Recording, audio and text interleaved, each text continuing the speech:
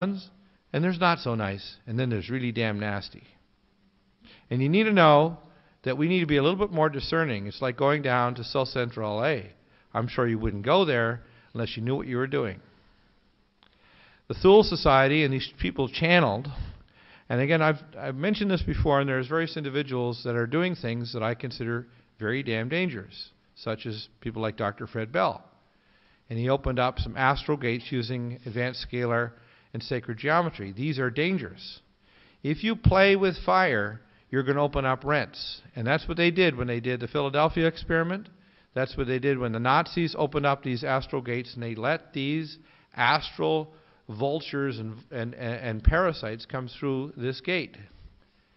Most of the technology that the Nazis got was through channeling. It's not all a good thing.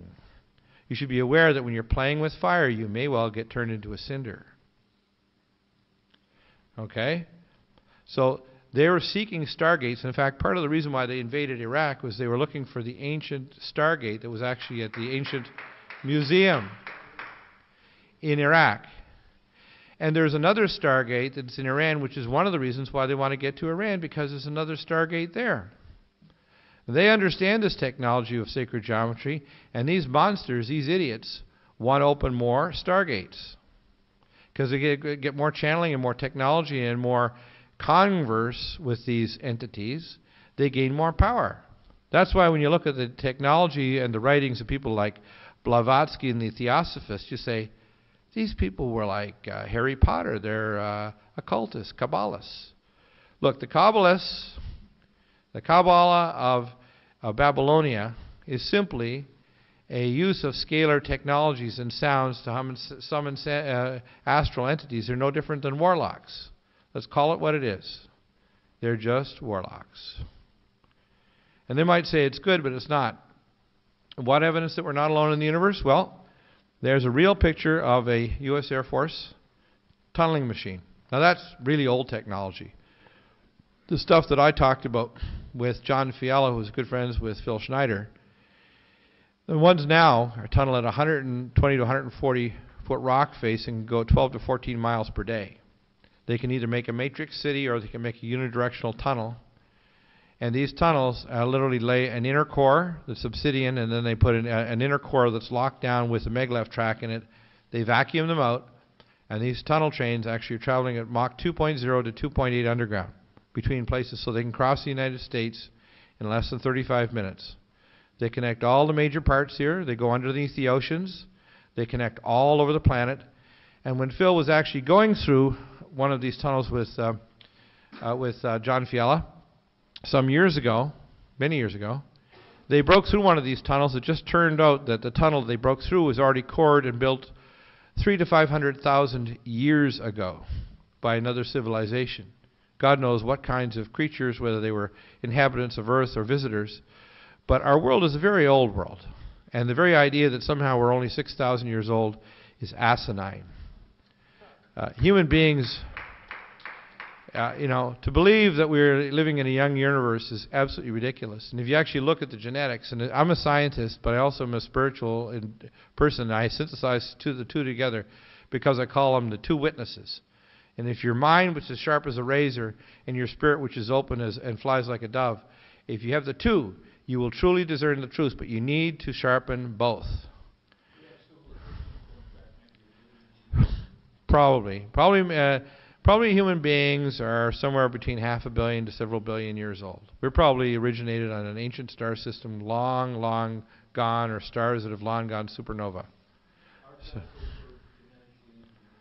well, I don't know. Listen, if there's let's put it this way. Our civilization started trying to clone human beings in 1927. That's the Nazis. They succeeded in doing some occasional clones in 1957 and were very efficient at cloning genetically engineered super soldiers in the Moscow Institute for Biological Research in 1982 with Russian and American scientists. These soldiers, their plan was to actually create super soldiers that would have the genes transplanted for the muscle M zone, so they'd have to accident myosin of the most powerful mammal known, which is a jackal. So they could run at 30 to 35 miles an hour and jump 20 to 30 feet, carry a 300-pound backpack, and literally rip someone's heart out with their hands. And super fast reflexes that are beyond the range of normal human capacities. They're planning on creating these super soldiers, so our people who are listening, who are special ops and Delta, should realize that they have an operational plan, and have got all the documents. It's called NBIC, Nanotech, Bioinformation, and Cogno, to replace humanity with a super being, and to literally just keep us in the dark while we just die off. Well, I'm here to say they're liars, they're thieves, and they're going to go.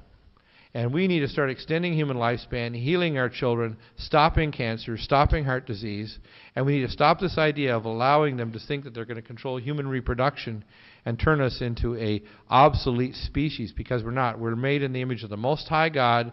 We don't use a billionth of a capacity of our current being and our nature and our spirit. We don't use it at all. Whether we're healing or we're creating intention to create, gardens or worlds or healing our bodies, we don't use a billionth of our power. And I saw this. And because I've been gifted, there have been people that I have prayed over that have been miraculously healed. Like Mark Taylor, who was the first kid shot in Columbine. I came into the hospital 3 weeks after I saw him, and I put him into the Littleton Porter Hospital. And 3 days before, I told him, I said, you're going to call me in 3 days, and you're going to be in agony because the antibiotic I've given you will organize the abscess that they missed at the University Hospital. I told the radiologist exactly where to put the catheter because I'm a medical intuitive. And he did. The radiologist went on a CT scan, put the catheter in, and 3 weeks later he was walking around with a PCA pump with fentanyl, and he wasn't getting better. And they said, we're going to have to cut out 4 ribs, and we're going to pack your chest open in the ICU, and you have a 25 to 40% chance of dying in the intensive care unit. So he cried and cried. And I prayed with him. I said, God, you're going to have to come through now. And our God is God. That's just like Nebuchadnezzar had to say to Daniel. And I say to you today, like Daniel, who's been in the lion's den, in with these bastards, in with these reprobates, like the Attorney General's Office of Colorado, the Board of Medical Examiners, the military, the Air Force. All these people would threaten me when I wanted to take care of our troops based on the idea that they were exposed to dangerous vaccines and depleted uranium. I am not afraid of you. I'm coming for you. And I'm coming for you not to harm you, but to give you the truth, because you're going to die first. You are actually sealed with the seal of death, because the sealing of the Most High God, the sons and daughters of the Most High, is about to start very soon. And that sealing process, if you don't understand this, it is going to seal you with the death that's coming with the end of this age. It's coming very, very soon. Anybody familiar with this picture? First contact. You just look at what are the goals of the old world disorder? Well, a fully integrated consciousness of all individuals on Earth, a hive mind, casts of genetically engineered nanotech and biologically enhanced transhumans. And they're already doing psychotraumas. And a lot of the media, including I call Hollywood, is actually trying to psychotrauma you because they have this all planned. Most of the people that are writing these scripts and so on are feeding it from the NSA and above government agencies, and many of them are channeling this from other entities that have malevolent intentions against humanity. So don't think channeling is all good. It's not. Indications that such a culture will be subjected to a higher alien society with evil intent toward the individual nature of man, freedom of creative and deterministic thought, and promulgation of true electronic cage of mankind and consciousness. And they're doing it. And the biggest thing that I call the devil, or if you want to call it the devil-like societies, or these, quote, ETs, or I called IFEs, identified fiendish extraterrestrials, you should realize that they're not imaginary. They aren't. Sorry. The tiger that you don't believe is a tiger that can eat you,